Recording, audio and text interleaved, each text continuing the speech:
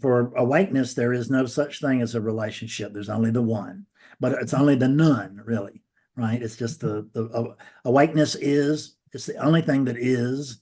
Other things seem to be, and they seem to be in relationships with this or that, but they actually, they can't be, because you can't be in a relationship with oneness when there's nothing else. But for oneness, there's nothing but relationship. It's all relationship with self. Yes.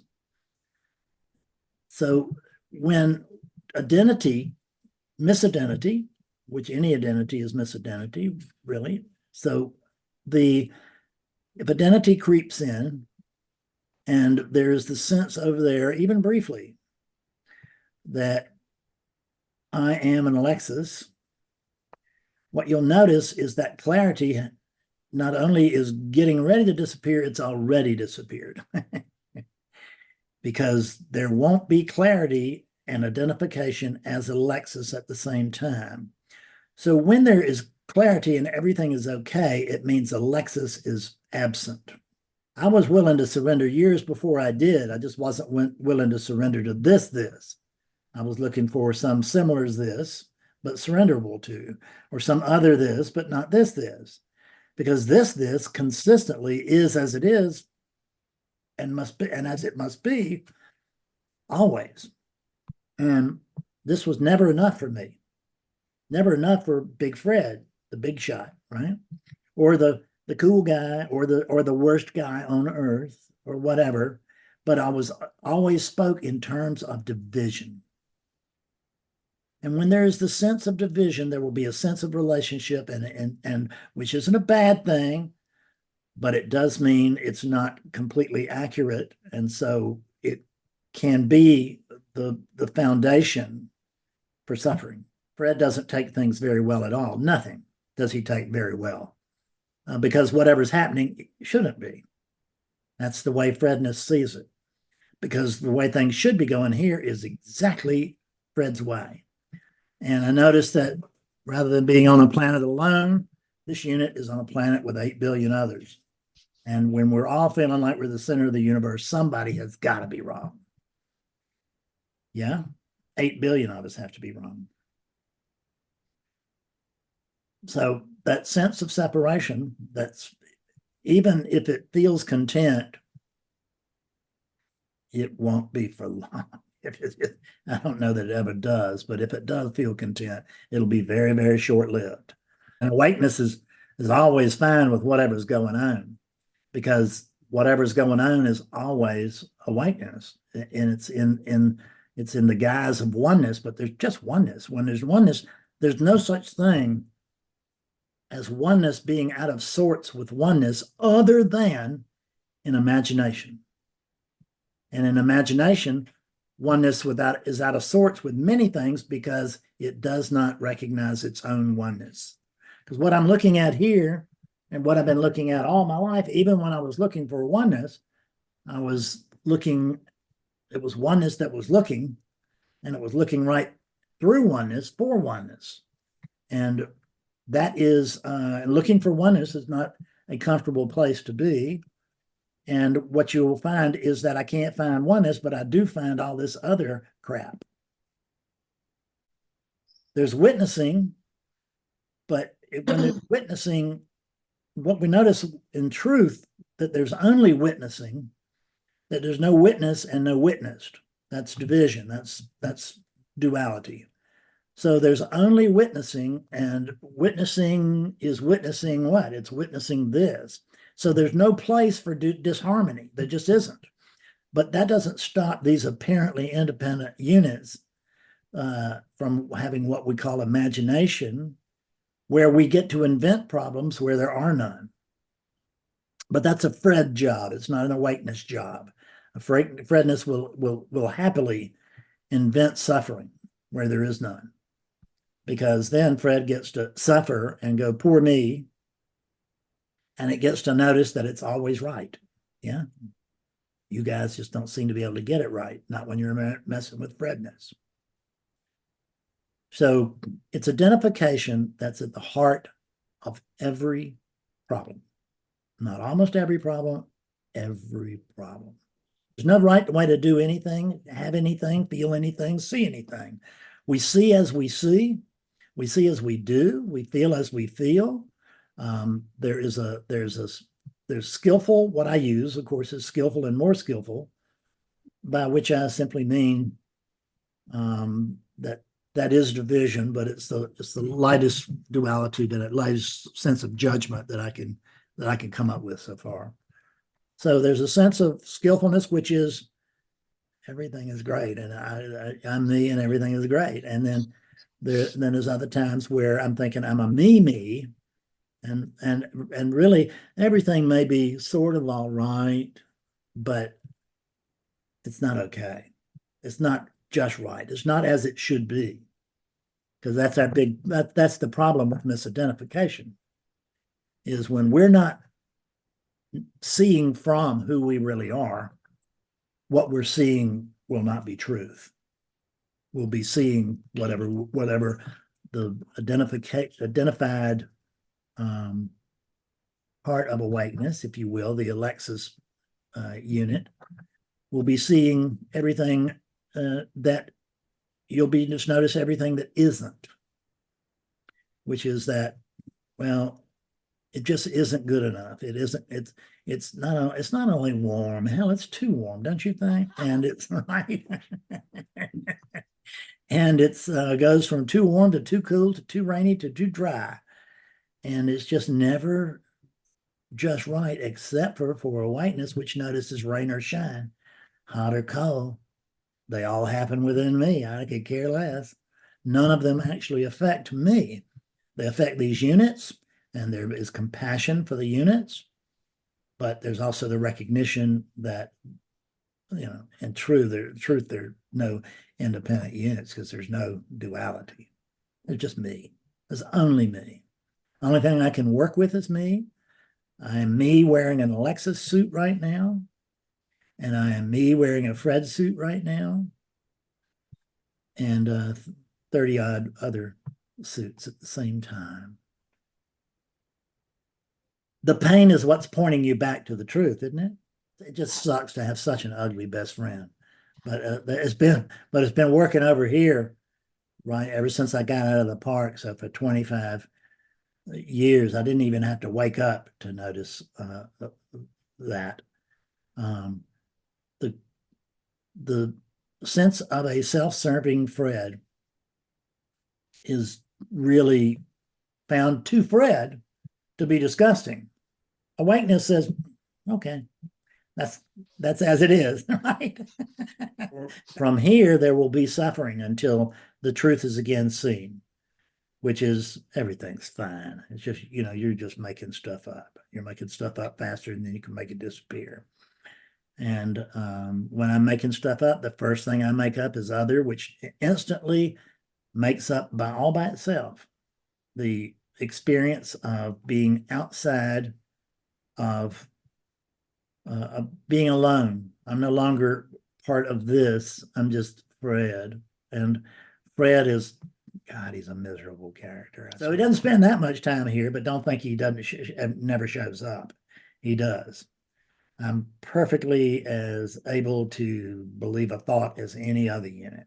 Truth is what frees us, and any life circumstance is just a life circumstance, and you're not a unit. You're not even in the circumstance. The circumstance is, we could say in a way, that it is inside of you, and that wouldn't be entirely inaccurate. But what we can also notice is that even for oneness, there is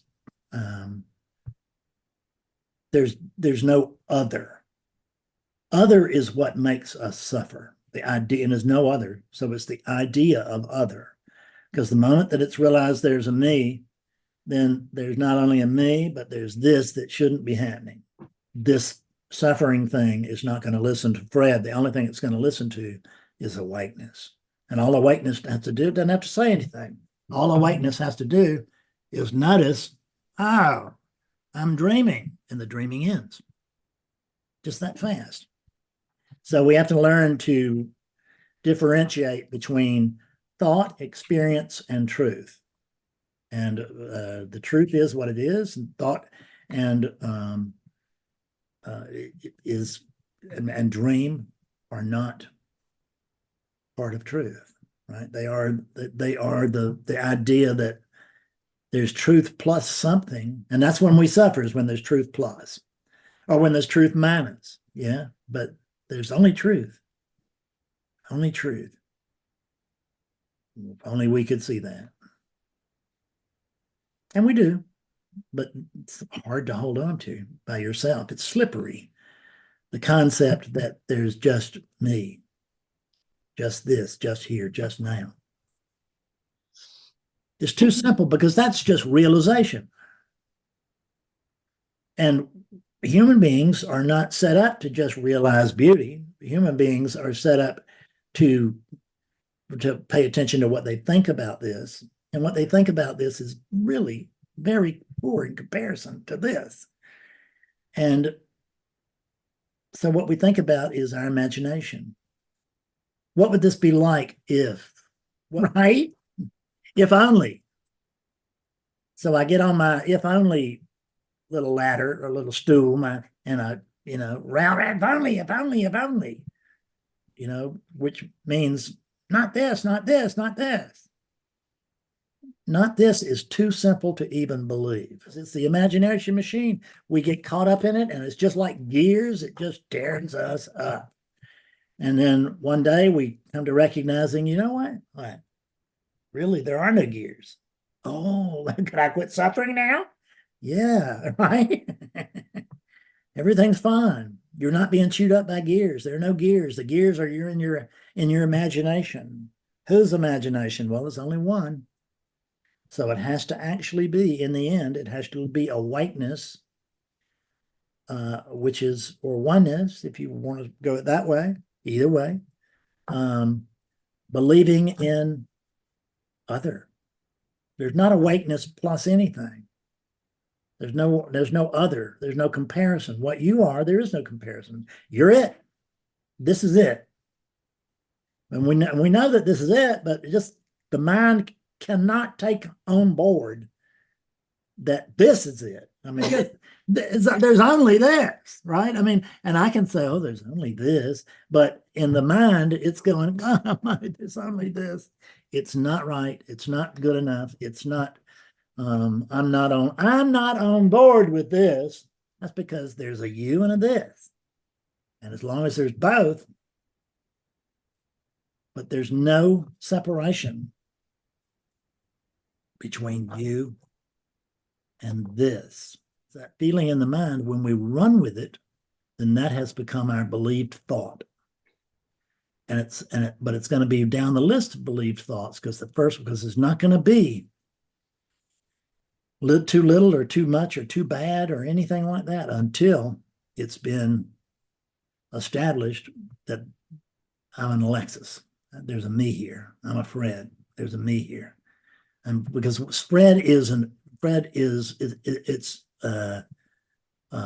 reason for being is suffering. This is a tool of suffering. That's what it is. In the absence of a Fred, there's no suffering, at least in this world.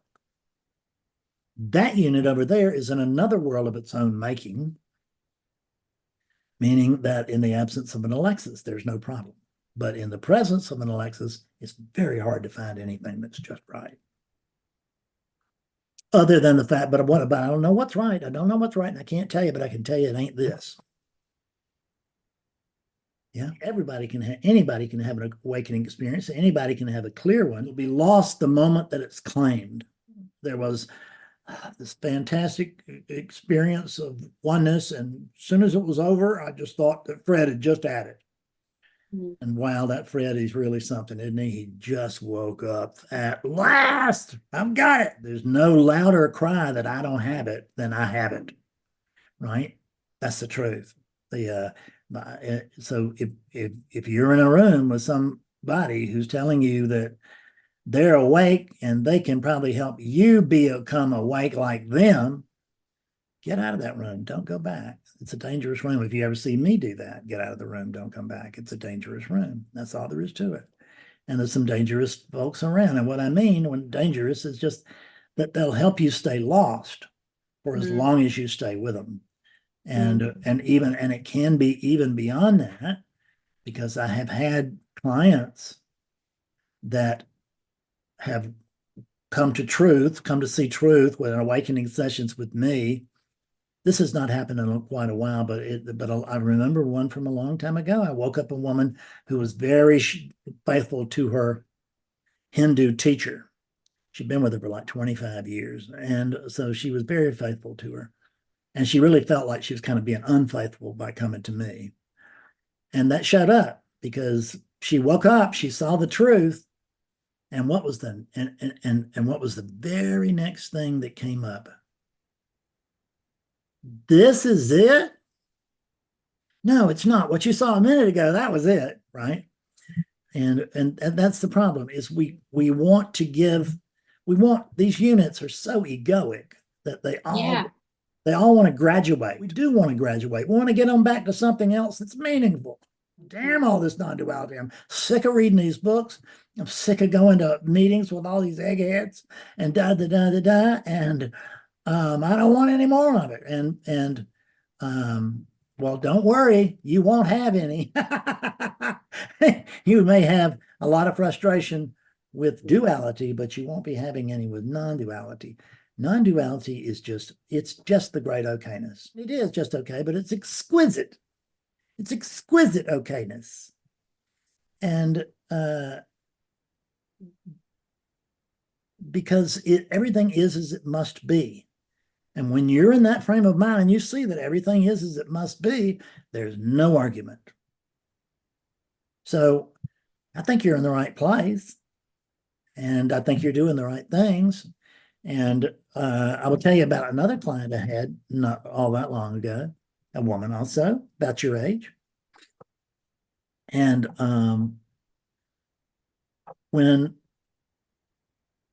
as I began to out her in terms of that, because she really thought that I should treat her with more respect or whatever, I've been in this for 30 years. See, and that's not exactly something that you want to tell me if you expect a compliment.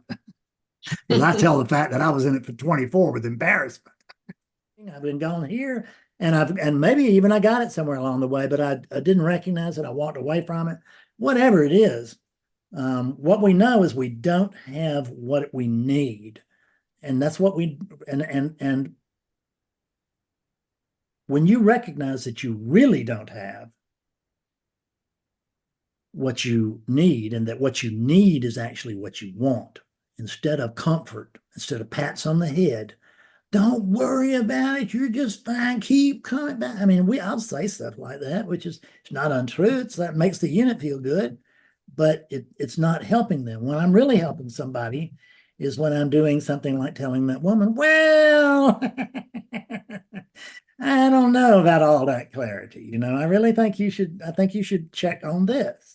And you're being as gentle as you can, but you can only stay so gentle so long. And the last time that I spoke with her like that, she never came back. And that's fine. She doesn't need to be here. This place is only for those who genuinely want to wake up, who want truth more than they want comfort. The only way that this stops is when the objector becomes open enough to receive the truth, which is sometimes it starts out with like, I know all that stuff seems true to you, but I have to tell you, it's not. And I just recently I had I'm almost always having an awakening session with somebody where I'm going to tell them. So there's going to be some humility required for you here today, because you've already had some experiences and you think you might have an idea what this is all about. And what I want to tell you is I'm not denying your experiences, but I'm telling you that you don't want to come in here thinking you know what it is, because you will leave thinking you know what it is, and it won't be what was offered here. And because what's offered here, it's not candy the unit, and it's not pats for the ego. What's offered here is just the truth, but some people feel that it's the brutal truth, and it's just the honest truth. What I find out is that I can't coddle somebody and wake them up at the same time. So I pretty much got to dethrone them, which is I got to take away the crown, because otherwise what they're really looking for is confirmation from me that they don't deserve. As a matter of fact, I think maybe you could be my teacher. That's what they're looking for. But that's what they want to be sold, because that's what they believe is being sold, because they've really kind of given up on the idea of awakening for them, because I think it's kind of a farce anyway. Listen, I remember not all that long before awakening that there were suspicions here that this, even though I had woken up, there had been a direct awakening here, big time, right? The angels and roses, so to speak, angels and fireworks. But it wasn't for Fred. Fred didn't have angels and fireworks, but what Fred could remember was something about angels and fireworks.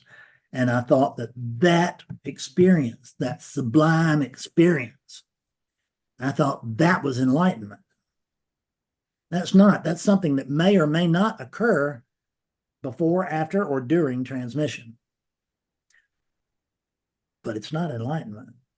Enlightenment is, well, this. It's just this, as it is, which you will notice is very, very ordinary when you recognize the one that's actually experiencing this.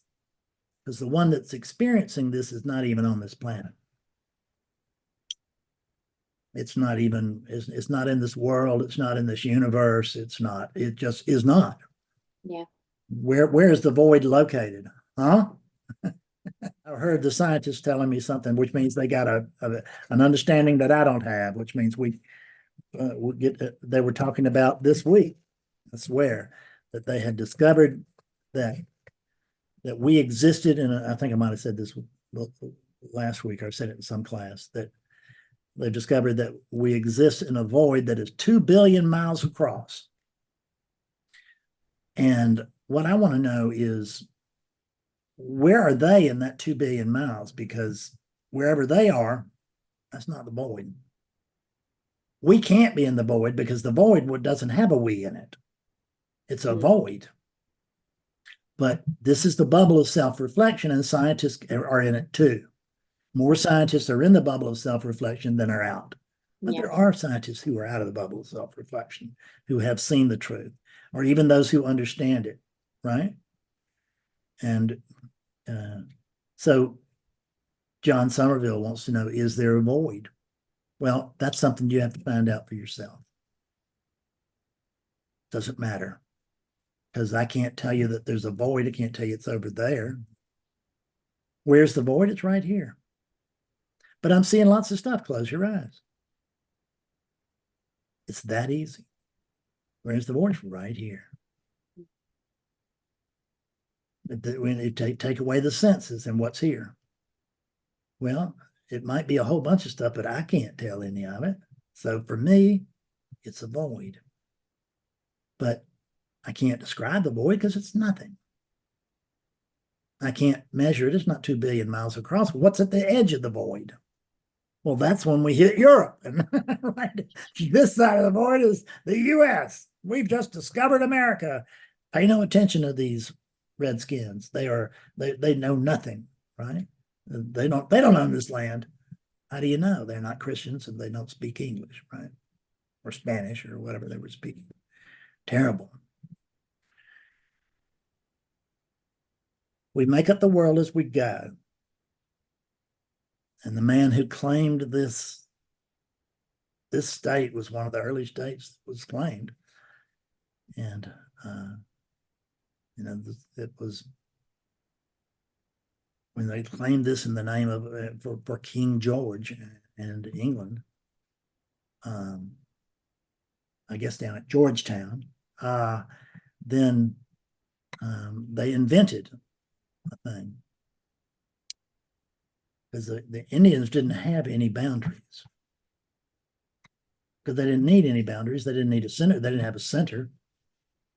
There's a seeming of a center, but they were very tied into spirituality, and they knew, oh, there's just this. It's not owned by anybody. Savages.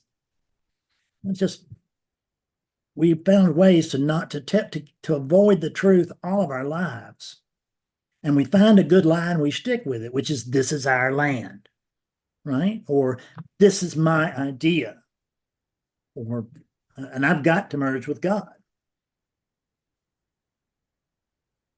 Really, and that's going to be quite the